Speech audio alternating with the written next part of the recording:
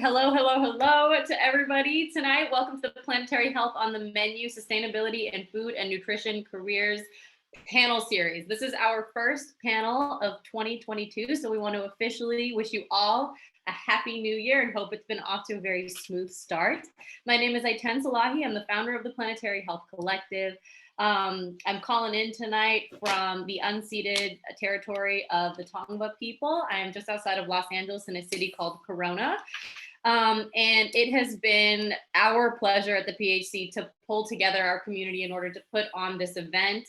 We had a handful of these panel series throughout 2021, and it has been a really great way to foster community and the sustainable food and nutrition and food justice collective. So thank you all so much for being here. I'd love to know your name, where you're calling in from tonight, and what it is that you are most excited to learn about in tonight's panel series.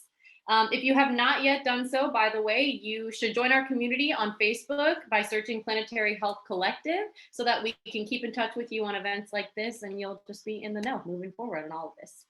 So I'm going to briefly go over the agenda tonight. I'm joined by Mary Purdie, our Director of Education at the Planetary Health Collective, and Bretta Ahlstrom, our Director of Operations. I'll start off just by sharing some norms and etiquette for tonight's call, which everybody, I know you're a pro at this point. And then I'll share a little bit more about the Planetary Health Collective, what it is that we do and why we do it. Then I'm going to pass it off to Mary, who is going to introduce our panelists tonight. And our panelists are going to share some more about themselves, what it is that brings them to this work. And then you guys are going to have an opportunity to ask questions to our amazing panelists tonight. So we highly encourage you to stay engaged throughout the conversation tonight. We like to keep these events kind of small so that we can actually foster an intimate environment. You guys can let us know your thoughts, your reflections, and your questions as they come up as we move through the event tonight. So don't be shy. We love to hear from you guys throughout the event. So let us know what you're thinking. And if you do have any questions for our panelists, send them throughout the event and we'll be collecting those. And then at the very end, after our panel questions led by Mary, Bretta is going to take over and she's going to be asking some of the questions from you guys to our panelists. And we always do our best to get through as many as possible. So feel free to send them in. If you've not yet done so, please also mute your line. And thank you so much for doing that. And we will close out by letting everybody know how they can get more involved with the PHC in the future. All right, so you're all pros at this, but norms and etiquette for the event tonight. Mute your line. This would help us to honor everybody's time and respect our panelists who have donated their time to be here with us tonight. If you do have any questions, send them directly into the chat so that we can pitch them to the panel and hopefully get you an answer. Please also introduce yourself in the chat. Again, we would love for this to be as interactive as possible. Let us know how you found out about this event, what you want to learn, what it is that you're passionate about. If you're a student, if you're a professional, just share whatever you feel like sharing. Please also remember to practice respect. And I know I don't need to say this, but this is a safe, diverse, and identity affirming space. And hate speech of any kind will result in immediate removal from tonight's session. As I mentioned now before a couple times, participate. There will be lots of opportunities to engage. Mary has sent out a link that is your first opportunity to engage. So if you haven't yet, go ahead and click on that link from Mary. We like to get to know you guys a little bit better and how we can best serve you. And filling out that survey is a really good way for us to do that. And if you are in love with this event and you want to donate, you can donate directly through the Eventbrite page. For the Planetary Health Collective. Follow us on Eventbrite at Planetary Health Collective and just join our community at the Planetary Health Collective group on Facebook. Awesome. All right, so with that, I'm going to just pop over and let you guys know a little bit more about who we are. So the Planetary Health Collective, or the PHC, since it's kind of a mouthful, we're a movement to mitigate climate change and nourish human health simultaneously by really leveraging that unique role of food and nutrition professionals in the fight for a more sustainable and regenerative future for all. Our mission is to create opportunities to activate, incubate, and elevate leadership potential for people like you who are passionate about this intersection and want to learn how you can use your unique gifts, talents, passions, and skills to cultivate that just and regenerative, climate resilient food future for everyone. Our vision is to be able to provide unparalleled opportunities, again, for people like you to channel your unique passions and skills into this fight.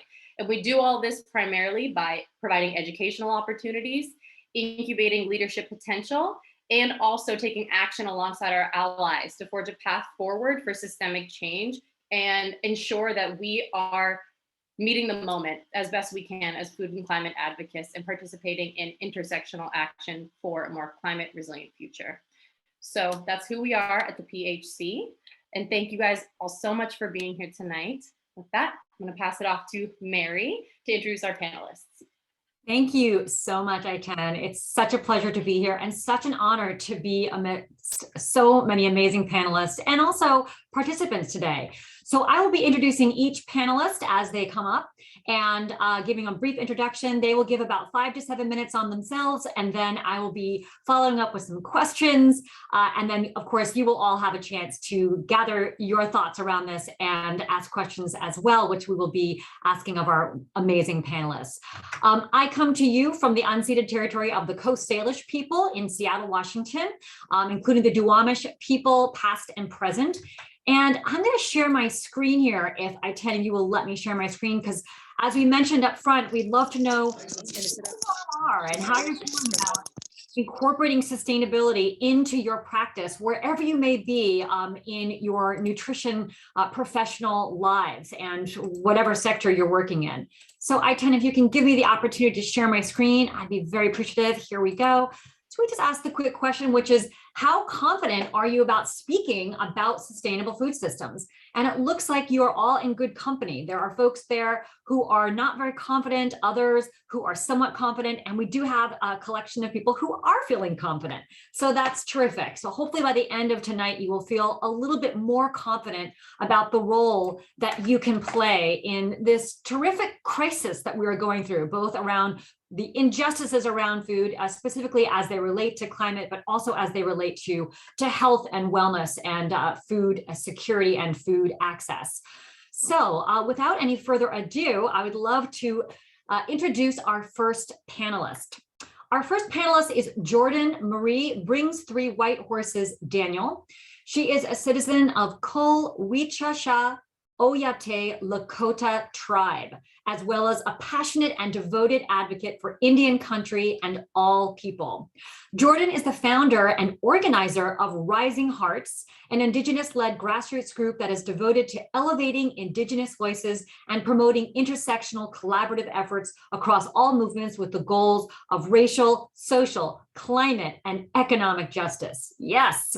Currently, she is using her running platform called Running for Justice to help raise awareness of missing and murdered Indigenous relatives by dedicating the miles she runs to a missing or murdered Indigenous person. Jordan, take it away, and thank you so much for being here. Hi, everybody. Thank you so much for having me. It's so good to be here in this virtual space with all of you. I am tuning in on Tongva lands, Tongva, Chumash, Kizh Indigenous lands, also known as Los Angeles, California. And as mentioned before, I wear many hats and I know how to stay busy. But I just want to elaborate just a little bit more just on my story. Definitely it's longer than the 5 to 7 minutes that we get. But yes, I am a fourth generation runner. Primarily, my whole life has been really centered around running. That's been my identity. It's been in our family, and it's just something that has always brought me a great source of healing and connection to community. And I would say over the last several years, running has really expanded my knowledge of intersecting the things that I am passionate about, the things that I care for, the things that I fight for, um, with my passion of running, and combining the two and being able to communicate something so poetically through running to have these kinds of conversations to help raise awareness about not only just missing and murdered Indigenous relatives, but really speaking to some of the issues that Indigenous peoples are constantly facing every single day, while also using it as a way to celebrate the joy, the resilience, and the strength of Indigenous peoples, because our past and the traumas do not represent and dictate our lives today. And all of the hard work that we are doing is all for our next generations, not just next generations of Indigenous peoples, but next generations of everybody. Indigenous way of living and knowing is living holistically and looking at the much bigger picture. Even if there are those that are on their own journey that may not be on the right path, but we continue to fight and advocate for everybody. And so that's been kind of central to the work that I do, not only just being a runner, running in college, a D1 program, running professionally, and using my access and resources and privilege that I have from having sponsorships. My new sponsorship is On Running, which I'm really excited about. They've been super supportive, not only of my advocacy work, but not only my running work, but they're also supportive of me as being a new mom. My due date is fastly approaching in just a couple of weeks, so that's a new hat that I am wearing and getting used to for sure. But much of my work has all been founded in creating community, cultivating community. And when I first got into community organizing back in DC on Piscataway Indigenous lands, that's where I founded Rising Heart in the height and the wake of the Dakota Access Pipeline opposition and movement and supporting our Standing Rock relatives and the youth that really founded and brought this to light. But it was helped to increase representation of Indigenous peoples and voices on the front lines, those that are community organizers, and also building bridges with other groups and advocates that are non-Indigenous to start having these conversations of, okay, how can we make this more inclusive? How can we bring Indigenous peoples, Black communities, Asian voices, Muslim voices, Two-Spirit, LGBTQ, people with disabilities? How can we start collectively collaborating together and being able to listen to each other's lived experiences throughout all of this? So that's how Rising Hearts came to be. We really were founded off of just community organizing, marches, rallies, protests, panels, whatever it was, you name it, to help elevate the things that were happening. But over the last few years, we have actually during this pandemic, I saw an opportunity to pivot a little bit, to create more community-based centered programming, making sure that not only will this remain Indigenous led and uplifting Indigenous voices and visibility, but also creating these pathways and these interconnected systems for us to communicate to each other, but also learn from each other, and creating programming that is open to everybody. So one of our biggest success programs right now that we have is our Indigenous Wellness Through Movement program. And so my whole life I've been a runner. I've been really focused on, access to wellness, making sure that it's accessible, affordable, having my own definition of what wellness looks like to me, as well as taking care of my own mental health and self-care and prioritizing that within the movement spaces. But how we can be creative in sharing that with the world. So this program was actually birthed at the beginning of the pandemic, when all of our gyms were closed, when we were kind of struggling with what was happening, not being able to be in community. So we created a virtual program that is free, donation-based. We have monthly membership options, and it's welcome to everybody. And over time, our program used to have like 25 virtual classes a month. Now we've gone down to 10 to 15.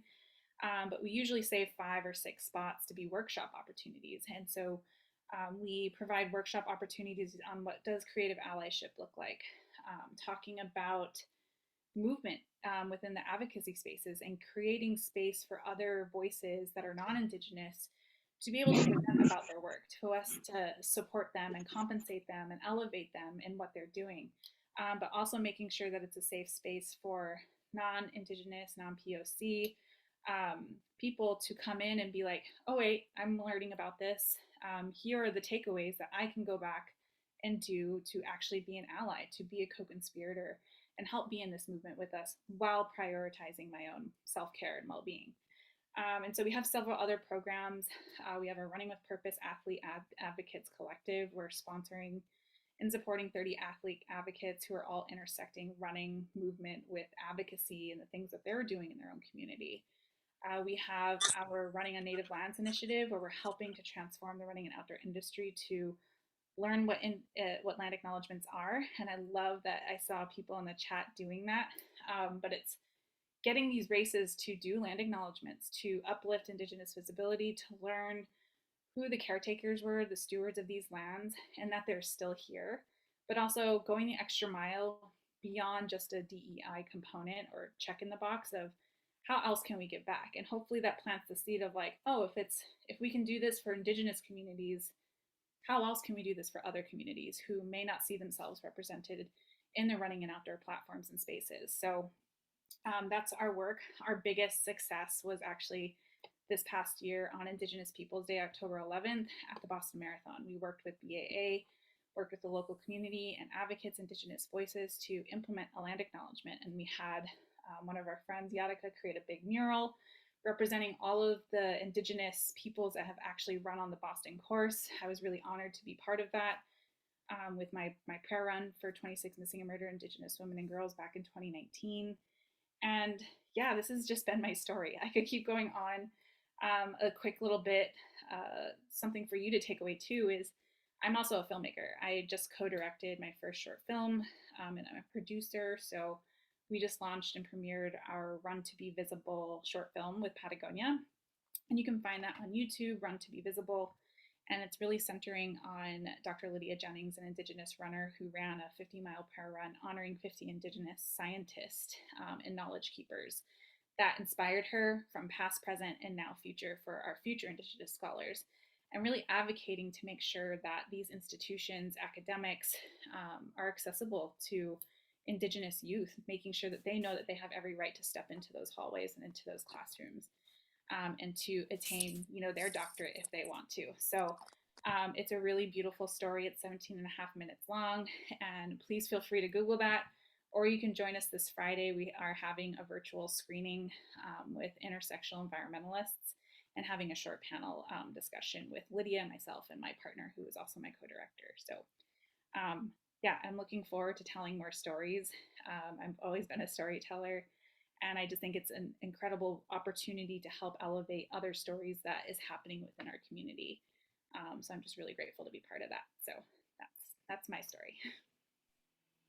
Thank you so much, Jordan. And I agree, stories are what land for people. We often think statistics and facts and research is what really resonates, but very often it's the stories that are the things that change people's lives and change the direction of people's professional lives as well. So thank you for your advocacy. Thank you for creating so many amazing tools and resources that make these kinds of opportunities more accessible. And thank you for building those bridges. We appreciate it, those who want to be allies as well.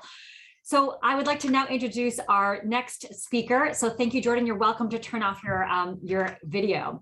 And our next speaker panelist is Amory DeFreitas. She is a garden to table registered dietitian driven by the desire to help people find joy in food through gardening and cooking.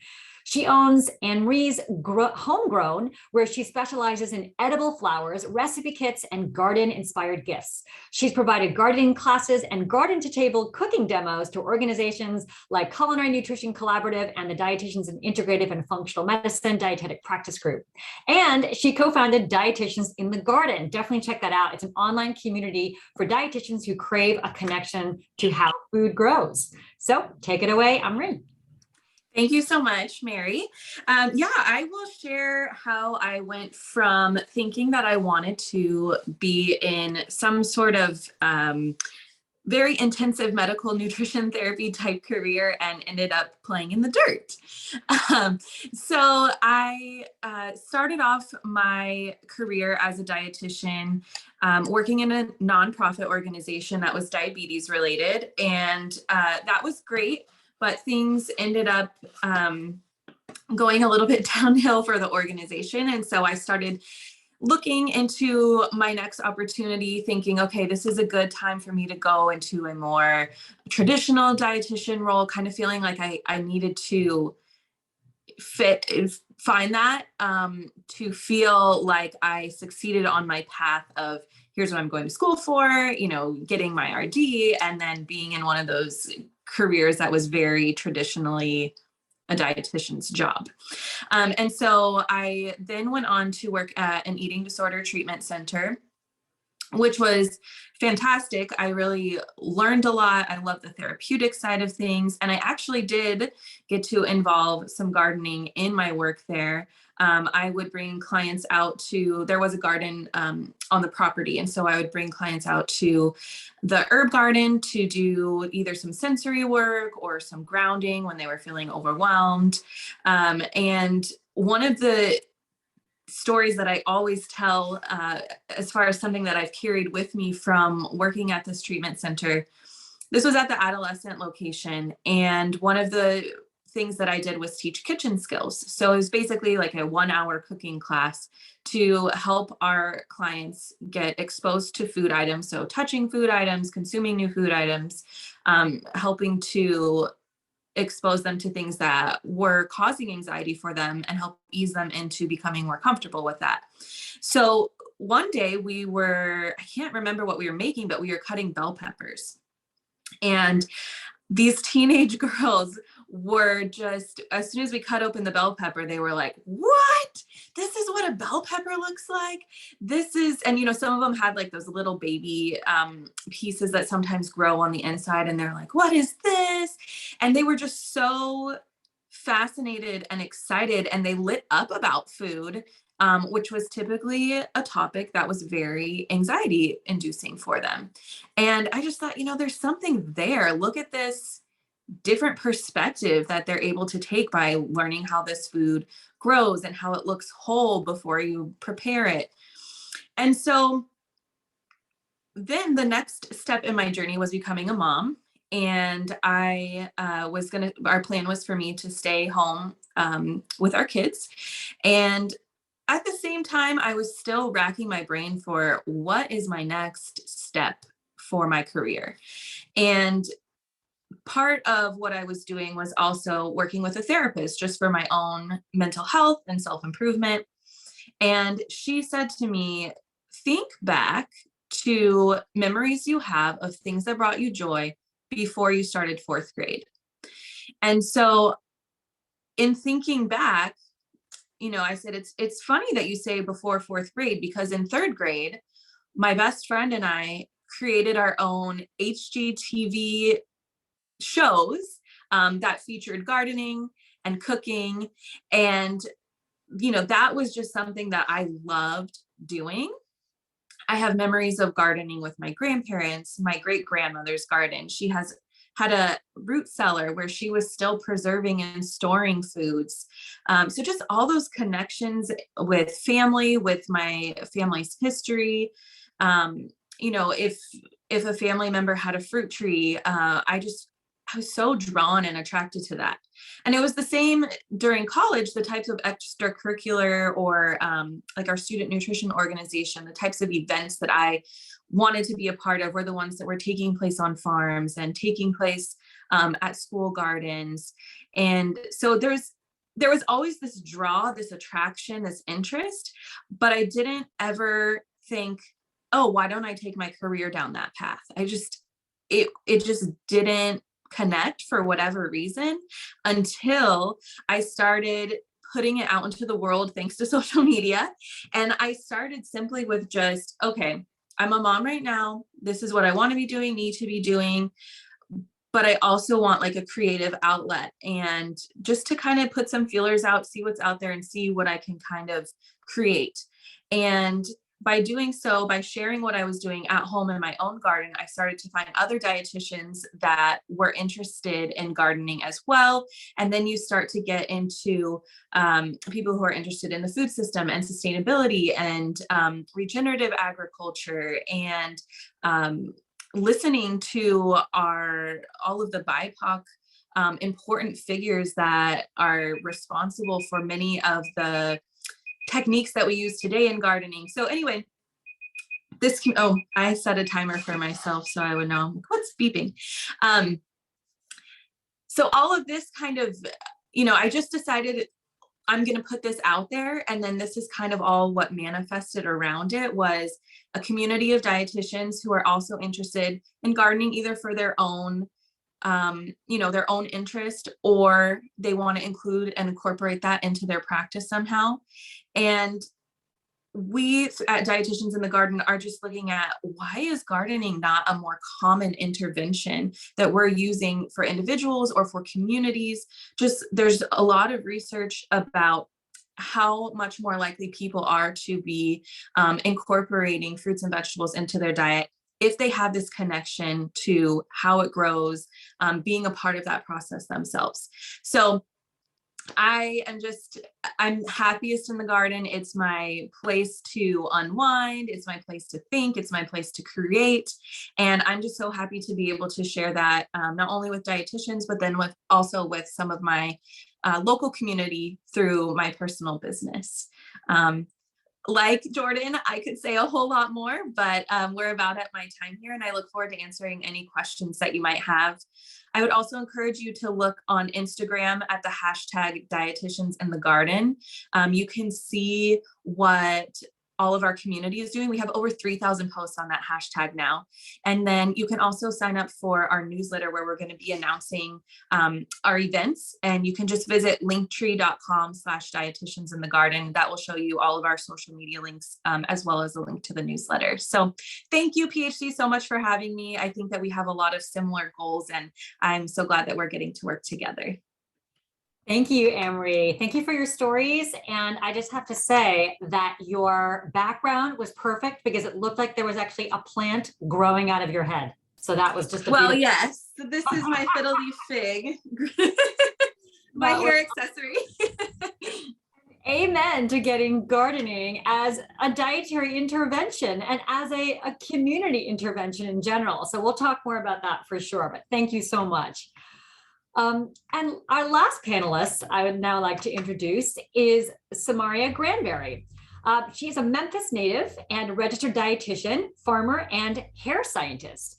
Driven by her love for wellness and agriculture, Ms. Granberry enjoys providing fresh produce and nutrition education to her community. In 2021, that was just last year, she launched FTR Grows Community Market, which has welcomed over 500 patrons and 20 local vendors.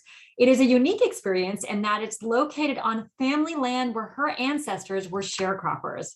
Thank you so much for being here. Take it away, Samaria. Hello, thank you so much for that introduction. I'm really excited to be here, and I appreciate you guys for inviting me. And so I just want to kind of talk a little bit about, I guess, where like the other speakers kind of spoke about, like where I came from, how I kind of got into this work, and kind of what I'm doing now and why I do it. So I guess, I mean, I was really born into the work of farming and agriculture. Like, you know, she mentioned in my introduction, my family was sharecroppers in Tennessee. And so, 100 years ago, that's what it was a part of their lifestyle. Little did I know, like a lot, like Amory said, I didn't know that I would end up bringing that into my career, but I'm doing it and I absolutely love it. But I grew up in the garden learning. It really used to be a chore for my dad, would say, oh, come out here and pick peas or, pick corn or whatever. And I didn't really want to do that in high school, but I really have learned that it's such a huge part of the culture of African American people in the South.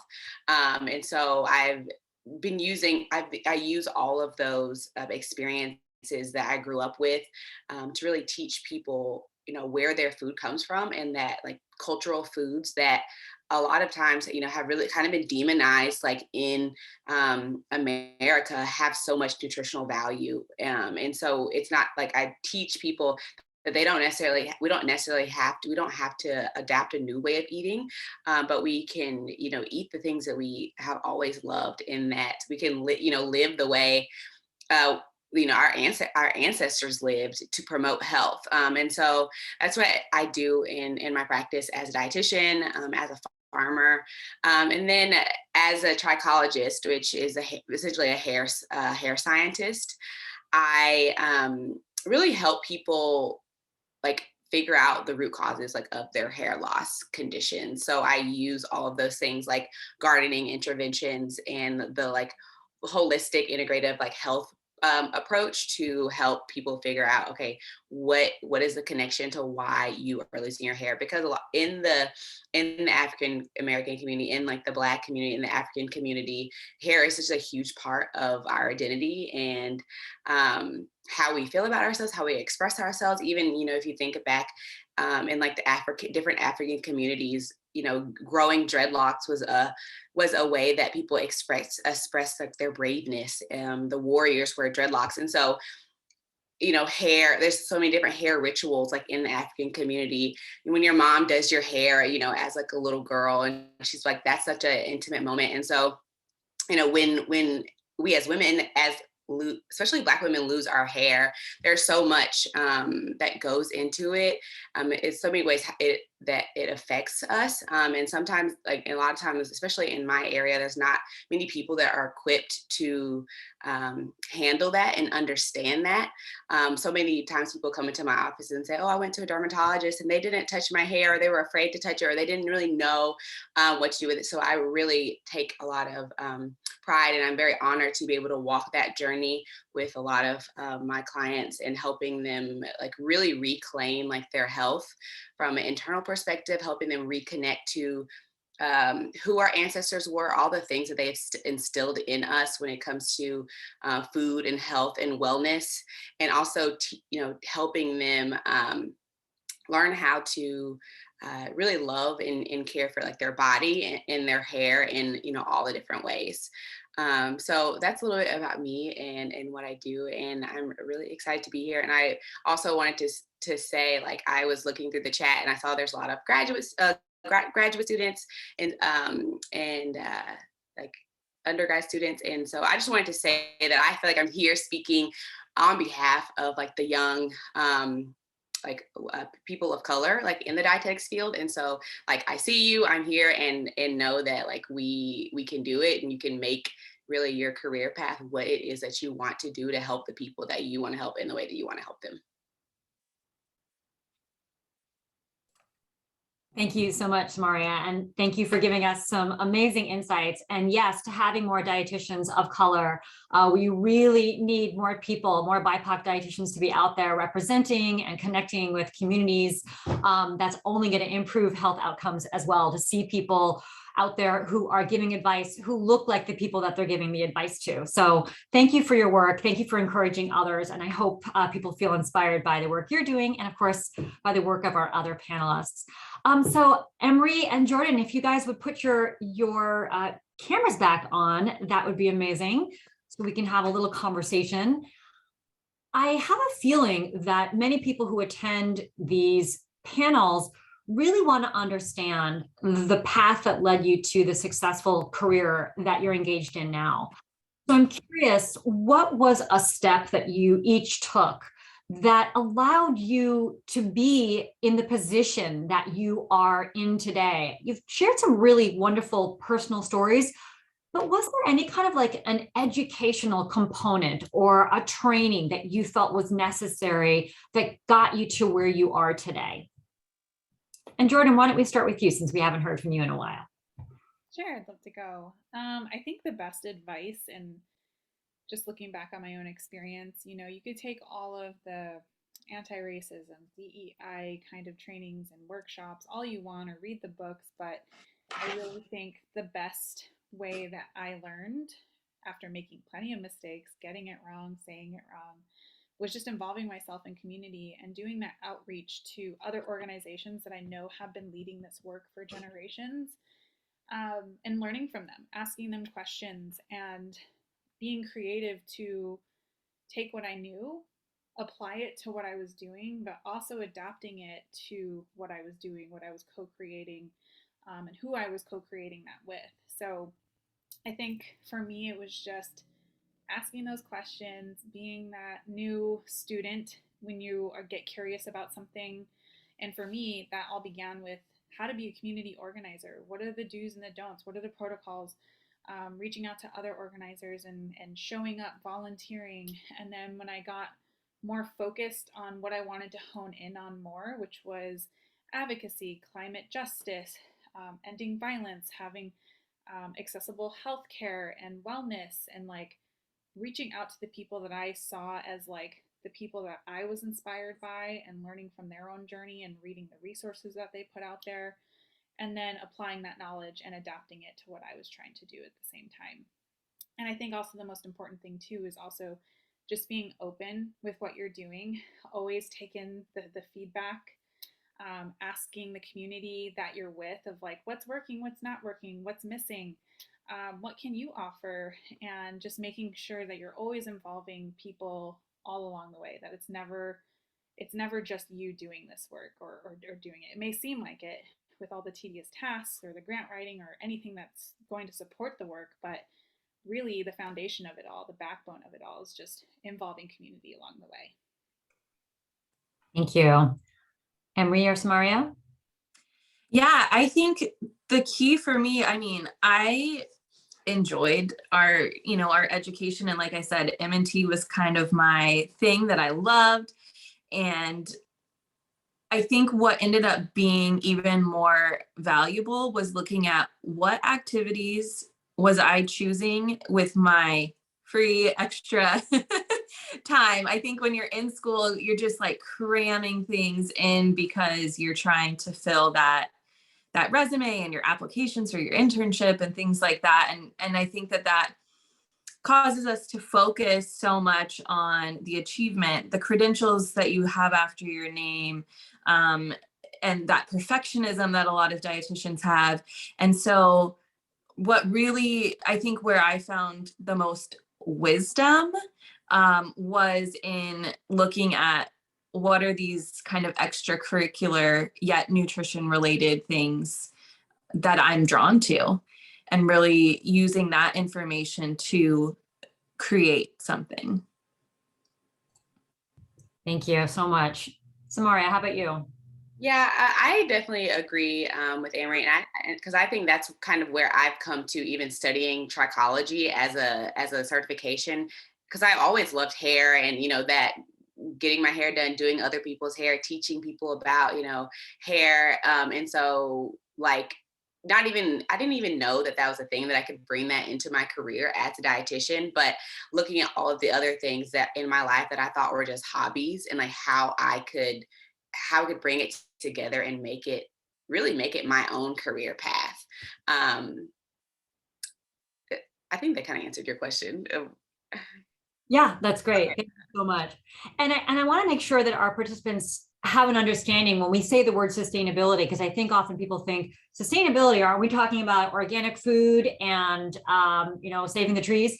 And yes, we are, but sustainability really encompasses so much more. So it's about human health and environmental health and justice and racial equity and economic health and Indigenous wisdom and food sovereignty. So there's a lot to it, which is why maybe some of the conversations we're having tonight might be different from what you are expecting when you hear sustainability and dietetics. Why are we talking about this or that or gardening?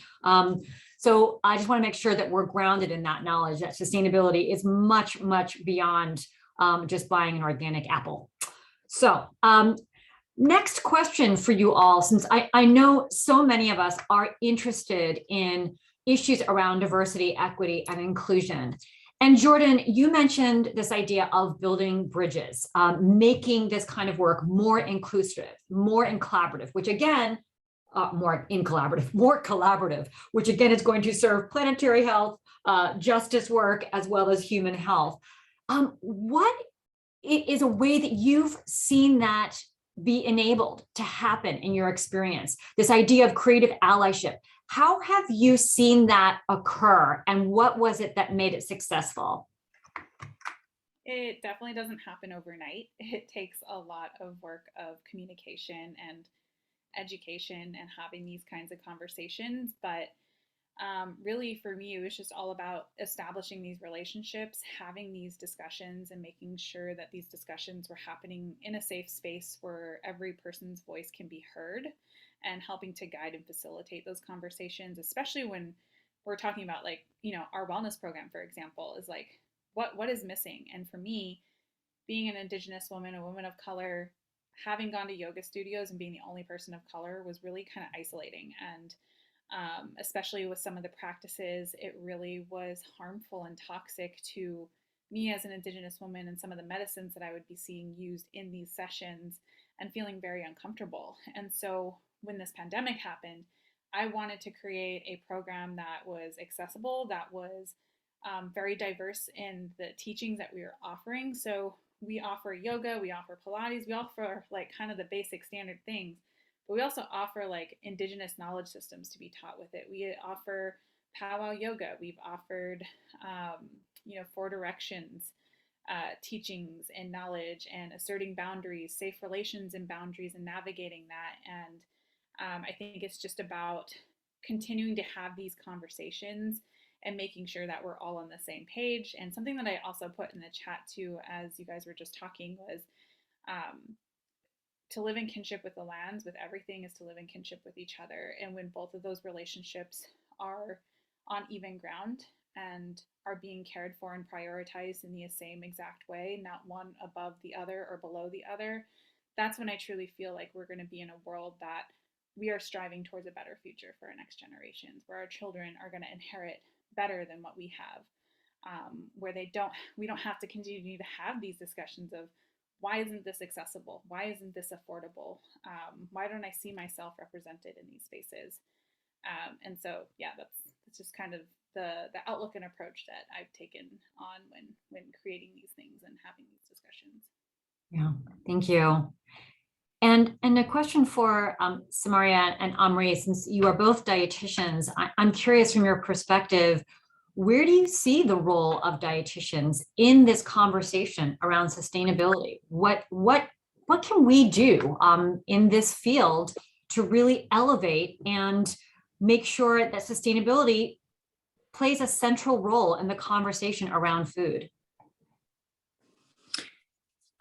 For me, being a white person, it is important to me that myself and my colleagues that are not dietitians of color are making sure that they are looking to those communities for how we can support them, rather than coming in and, I'm the dietitian, here's what you're going to do, I know it all. I just think that we need to make sure that we're listening, because that plays into what recommendations we're making.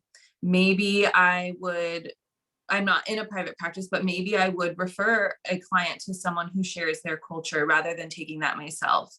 Anytime I'm offered a speaking opportunity, if there is someone that I think might suit that opportunity better, being willing to pass that along. And then on the food piece of things, especially the gardening part, I'm really looking into the companies that I purchase things, like where I purchase my seeds. I want to know it's hard to find this stuff out, but what are their practices like? So for example, there's a seed company called Native Seed Search, and their goal is to promote agricultural biodiversity and also supporting Native people in having access to their cultural foods. And so they have special programs set up. Every purchase made is contributing to helping to maintain these seed banks, and they give special access. If these are specifically culturally important foods, you can't just go on the website and buy them. They're going specifically to the people who have eaten this food forever, and making sure that they have access to that. So I think for me, it's a lot of like, where am I putting my dollars and what are they doing for sustainability, whether that is in, for people or for plants, for the soil and the climate change and all of that. So yeah, really just investigating kind of like, what are the morals of these companies that we're supporting, and then also just making sure that we're listening. There's so much that we don't know and that we have to learn. And I think just by like taking a minute to close our mouth and listen with our ears and just really soak that in and reflect on it is so important. There's just so much in agriculture, in gardening. There is so much that gets overlooked as far as the significance of what BIPOC people have contributed to this current practice today. And I think that's really unfortunate. So I think giving credit where credit's due and just taking the time to like invest in learning that information is really important. Wonderful. Learning it ourselves, yourself, and then it also sounds like you're finding ways to educate others where it feels appropriate for you to do that as well. And I think dietitians and other, of course, nutrition professionals can really take a role and be leaders there and too, amplifying other people's platforms there in education. How about you, Samaria? Just a final question here for you about the role that dietitians that you feel we can play or that they can play in this conversation around sustainability. Yeah, I think dietitians can play a huge role, especially, because there's a lot of dietitians spend 30 minutes to an hour seeing patients, these long, programs where they're talking with clients, really building a relationship. And I think that dietitians can really play a large role in the way that we speak about food, the way that we speak about people's access to food. And kind of like Anne-Marie was saying, like giving credit where credit is due when it comes to gardening, and how really many of the gardening agricultural practices in our country were due to African people that were brought here. And so really encouraging dietitians to teach individuals that information. But in order to do that, dietitians have to learn that themselves. And so, learning about different cultural foods, and really not trying to put people in a box of what they, okay, don't eat rice, eat quinoa, but okay, maybe if this person, if they always have eaten rice, let's educate them on like the nutritional benefits of it, instead of trying to change them. And because I think all of those things create more barriers, to health. And so trying to knock down as many barriers as possible by honoring and acknowledging people's culture, I think is really important. And I think dietitians could really play a large role in that. Fantastic. Well, thank you so much for answering my questions. I know we have questions from our listeners and participants tonight. So I will hand this over to Bretta to take on some of their questions. And thanks again. Awesome. Well, a lot of your answers from Mary covered a lot of the questions that we got, but I wanted to start with Jordan and just kind of see if there's 2 to 3 tips that you could provide on how you can cultivate and advocate for inclusive wellness spaces, and like what you've learned through your journey in doing that. Yeah, I think definitely just being observant to what is missing, and to listen to those who definitely are vocalizing what is missing, and take that with you. If you are leading a wellness program, if you have a yoga studio, if you have a dietitian practice, there is just so much that you can bring into your own space, and making sure that you're not being exclusive in those practices. And so I think for me, the way I've done that is literally just constantly asking our community. When we launched our wellness program, it was basically one, to create a virtual wellness space during a pandemic because our gyms were closed. All of our things that we wanted to be doing outside just couldn't happen. 2, it was also having teachers, Indigenous, POC, underrepresented wellness advocates and voices to actually have a stage and a space to offer their teaching. So we wanted to expose non-Indigenous, non-POC folks to learn from people who they're not really used to learning from, and learning those teachings and braiding and weaving them in all at the same time, and making sure that the space is very open and supportive and inclusive, and constantly asking those questions. What are we missing? How can we make this a more safe space? How can we make this a more inclusive space? Who are the faces and voices that you're not seeing here? Please share them with us, connect us with them, because we want them to teach us. And so when we bring in new teachers to offer these wellness teachings, it's all been based off of word of mouth. It's all been based off of getting connected to community, and saying, them feeling comfortable enough reaching out to Rising Heart, saying, hey, I have this two-spirit friend. Hey, I have this non-binary friend that does this amazing dance workshop, or does this amazing, Reiki sessions, and they want to offer that even virtually rather than in person. And, it's just an incredible opportunity. So as long as you're open to that, and you're creating that space that's safe and open enough for people to feel comfortable in there, you're going to be creating a very supportive environment, and hopefully one that's constantly transforming. And I think that's probably the most beautiful part about our program is that it's just constantly evolving. We're getting new teachers, getting new practices, getting new workshop opportunities, but we're also expanding our community too. I love that. And I think with social media now, it's making it more and more accessible to learn from people who are different from you. It's just a matter of seeking that out as well. So thank you for sharing. One of the questions that we got today, I've worked mostly in a traditional hospital RD role.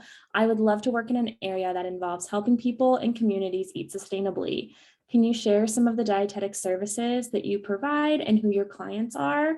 I think maybe we can start with Samaria and just kind of what are your thoughts on this question? Yeah, so let's see some of the dietetic services that I provide. So I do provide nutrition counseling. One thing that was really important for me is to accept health insurance. I know a lot of dietitians go back and forth with, oh, should I accept insurance? There's a lot of work, paperwork on the back end that goes into accepting insurance. You get paid, some dietitians get paid a little bit less. The reimbursement rate is a little bit less.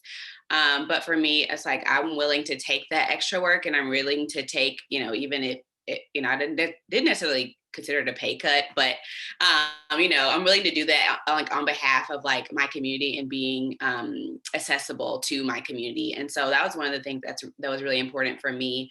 I also teach like cooking classes, like using cultural foods. I actually did this certification course called from a company called Old Ways, and they have lots of different cultural food, heritage food diets. But I specifically did the one on African heritage food, because one thing we learn a lot in school is like the Mediterranean diet is something has a lot of research around it promoting health, but in reality, there's a lot of diets around or a lot of eating patterns around the world have a lot of the, potential to promote health as well. It just hasn't received that much research. And so I use that curriculum to teach my clients to promote health. And then I also teach like gardening for health classes. So I invite my clients out to a garden, and I teach them how to garden. I show them where their food comes from. And then I also include some of the food that I grow like in their packages. So that is kind of what I've created for me, and what I feel like works well for our community. I didn't see it happening. And so I just like, okay, this is what I have to do in order to like really work how I want to work and help people in the way that I feel like they need to be helped. Awesome. Amazing. Cool. Well, let's transition over to Amory, and like, what are your thoughts and perspectives on this and how you've transitioned from maybe more of a clinical role into a sustainable food systems role?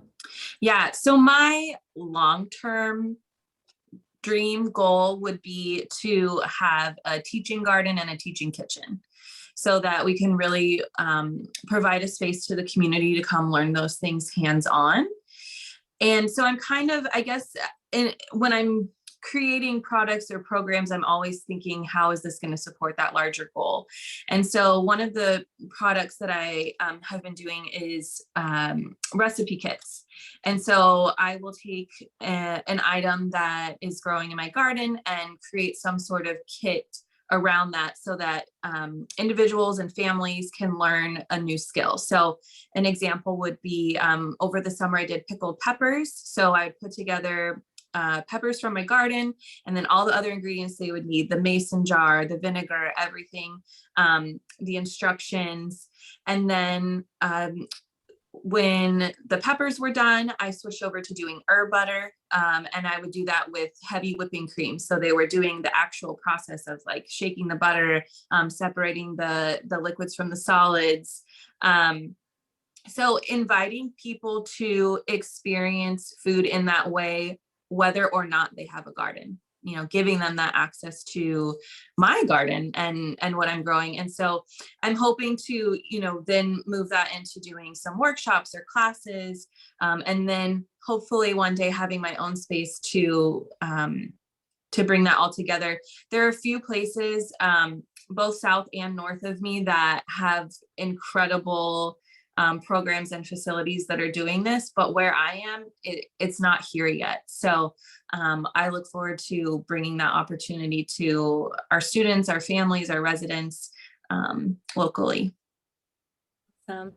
You guys are all doing such amazing work. And because you guys are all kind of this like entrepreneur mindset here, we did have a really great kind of business related question. And so this can be for everyone, and we'll just move through each of you, but what support systems have you felt like have been the most beneficial in helping your business see success? And what tips or strategies do you have for people who might be looking at starting their own business in the sustainability space, and any motivation there?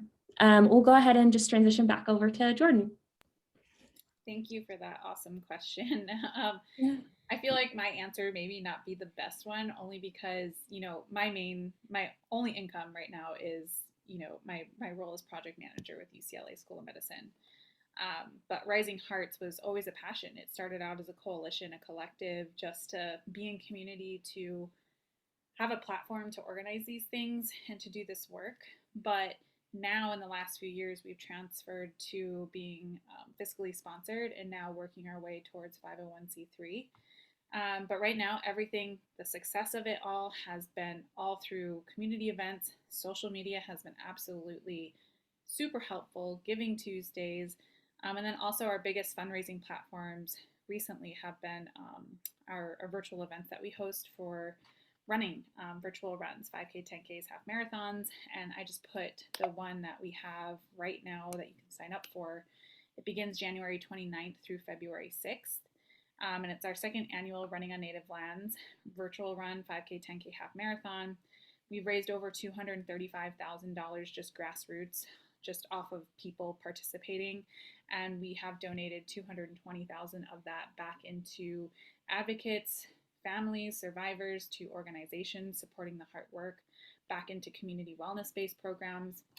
And then the funding that we keep from that just goes directly back into our programming, so we can keep compensating our advocates, our wellness teachers, our athletes, our guest speakers, and everything that we're doing. And so luckily, grant writing's in my background, so that's also been very helpful in leading an organization. Now we have just received our 4th grant, which is really awesome, and we're just starting to generate more income. So it's all the success has been literally community, sharing about us, talking about us, participating in the work that we're doing, and donating to support our heart work. And then we also have a bonfire campaign. So if you want to wear the heart work and support our organization, Rising Hearts, you can purchase your t-shirt there, and all the funds go back into our community-based programming. Awesome. I think that there's so many great opportunities to support you guys, and I'm excited to participate in some of your wellness events after hearing you talk about it. And I also think it's helpful too to just kind of know, where have other people seen their success and what strategies can other people use. So thanks for sharing that. Anne-Marie, what about you? What are your perspectives on business and entrepreneurship, and any motivation and tips for people in the audience? Yeah, as the question was asked, 2 things came to mind. One is having just an attitude of it's okay to start small, and it's okay for things to not be perfect. It's okay if you don't have a website yet. It's okay if your social media isn't perfectly branded. It's okay if you're not really sure what your organization's mission statement is. I mean, you should have a general idea of like what you're wanting to do, but some of that is going to have to form and shape over time. A lot of times as an entrepreneur, your ideas are coming to you individually. And until you get it out into the world and start sharing with other people, it's not going to fully make that formation. So the second piece of that, the second thing that really was a shift in a very positive way was bringing on a second person to run Dietitians in the Garden with me. Her name's Melanie. She'll be speaking at the next PHC event. And, she is a different person than I am. So she brings a different perspective. She has different experiences. We come from different backgrounds, and we have different kind of specialty areas within dietetics. And it also is a very we've created this really safe space between each other where we can really dig into some very difficult topics to make sure that we are directing our group in a way that we feel is equitable and inclusive. And we both just really are always looking at it as like, we have a lot to learn. It's a work in progress. We're always just going to be working towards that final goal. So it's okay to start small, just have an idea of, is this contributing to where we want to be eventually? And just doing what you can with what you have. Most of us aren't going to start out with a lot, we're not going to have access to a lot of funds. Even when you're starting out, you don't even want to sign up for something that's a $15 a month service, right? Like that's a lot when you're like, I don't know if any money's coming in. So just doing the best with what you have. And I think the most important thing is making that connection with other people. If you're doing something that's of service, and your relationships matter far more than like what type of technology you're using or equipment you have and things like that. Awesome. Yeah, I would agree with that. I do some business development for people, and that's one of the most common mistakes I see is not managing cash flow and trying to scale too quickly before you or kind of have your feet under you. So great tips. And so Mario, what about you? What's your entrepreneurial wisdom here? Yeah, so I'm actually kind of still like in the growing, building stages. As a dietitian, as a business niveau. But I mean, kind of like Emery was saying, just like those relationships, in this day and age, social media, like you can be a lot of comparison, a lot of like push to do this and do this, but really like building relationships. Like last year we had a community market. Never hosted a large community event ever in my life, but the people in my life, like thinking, okay, how can I get the word out about this? I ended up talking to a reporter. I was on the radio, on TV, and all these people started coming out, and I was like, how did this happen? But it's like my vision, my mission was just like pure, it wasn't necessarily to, I didn't have any like different type of motive. It was genuinely just to help people, to promote wellness in a way on Juneteenth in a way that is meaningful to like Black people. And people just showed up. And so like really like just talking to people, asking. I think that's really huge. Sometimes we get afraid to like ask and really build relationships with people, and just ask them, because sometimes people, really do want to support, and you just, have to ask, kind of put it out there. So yeah, I think that's what I would say is like, just really try to like stay like in your lane, like realizing, what you want to do, and staying focused on that without, and trying not to compare to what other people are doing, what other entrepreneurs, what it looks like for them, and ask, like build relationships with people and ask. Awesome. Great tips. No, business, that's something I'm really passionate about. So I love hearing you guys talk about that. Awesome. Well, thank you guys all so much for sharing your wisdom tonight. I'm going to throw it back over to Mary to share our Mentimeter results, and then we're going to go ahead and wrap things up. Yeah, so just real quick, thanks to everybody who was here and everybody who answered these survey questions. We're trying to get a better sense of what people need, what people want, and how inspired people are by the various chats that they're hearing. So we're seeing a lot of people saying that they do feel some more confidence in how they can incorporate sustainability, but we definitely have work to do there. People are feeling inspired about how to learn more and be involved with more sustainable food systems. And it looks like lots of folks are excited about getting more education. So thank you. We hope that we can be a resource for you. And obviously, you know that your three panelists are all experts in this arena as well. So thanks again so much. And I'll pass it off to I10 to close it out. Thanks again. Hello, everyone. Okay, thank you all so much for being here. We're going to go ahead and close it out. So if you loved our event tonight, please send us an email, hello@planetaryhealthcollective.org. If you're interested in volunteering with us, you can also find us on Instagram at Planetary Health Collective, and same place on Facebook. We really want to make this, as Jordan has mentioned, a really community-oriented group. We want to generate conversations and help people get connected and kind of find their way in navigating this arena. So we thank you all so much for being here tonight. Thank you to our amazing panelists. We appreciate your time. Everything we do here is entirely volunteer driven. So if you do feel called to donate, you can do so directly at the Eventbrite link.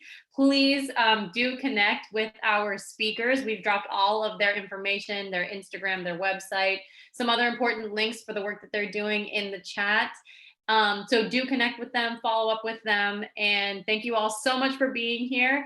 Check us out on Eventbrite, stay in touch because we're going to be continuing on with this panel series throughout the year. And we look forward to seeing you at the next one. Thanks, everybody. Thank you. Yeah, one final thank you to all of our panelists. You all are amazing.